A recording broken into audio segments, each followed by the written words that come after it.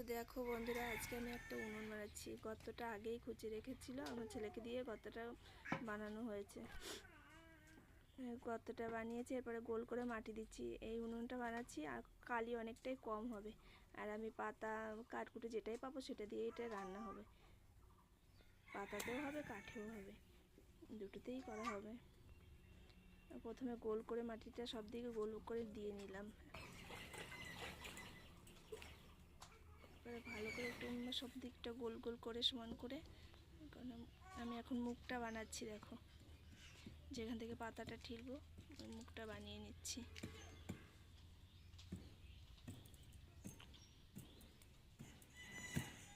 একটু গোল মতন করে অল্প অল্প করে কুচে কুচে বানিয়ে নিচ্ছি কতটা।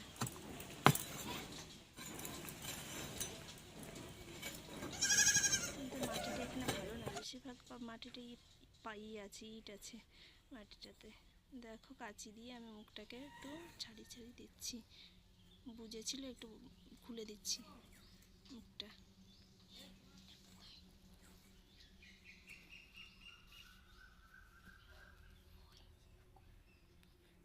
সমান করে চেঁচে চেঁচে একটু করে নিচ্ছি, সমান করে নিচ্ছি।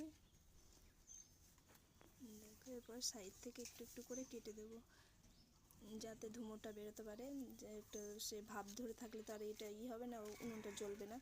যার জন্য একটু সামান্য ফাঁকা করে দিচ্ছি, তাহলে উনুনটা ভালো জ্বলবে। সাইড থেকে খানিকটা ফাঁকা ফাঁকা করে দিচ্ছি, দুই সাইডে কেটে নেবো একটু করে। আর পিছন থেকে একটা ফুটো করে দেবো। মুখটাকে এখন সমান করে দিচ্ছি। মাটি দিয়ে সমান করে না নিলে তো ভালো হবে না, এই জন্য মাটি দিয়ে সমান করে নিচ্ছি। একটু একটু মাটি দিয়ে সমান করে নিচ্ছি। দুদিকে কেটে নিয়েছিলাম, এবার এটাকে ভালো করে একটু মাটি দিয়ে আবার এজে নিচ্ছি।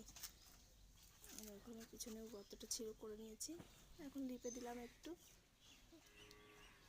এটা একটু শুকিয়ে গেলেই তারপরে আমি রান্না করবো এটাতে। তোমরা আমার পাশে থেকো, আমার সাপোর্ট করো, ভিডিওটা দেখো আমার।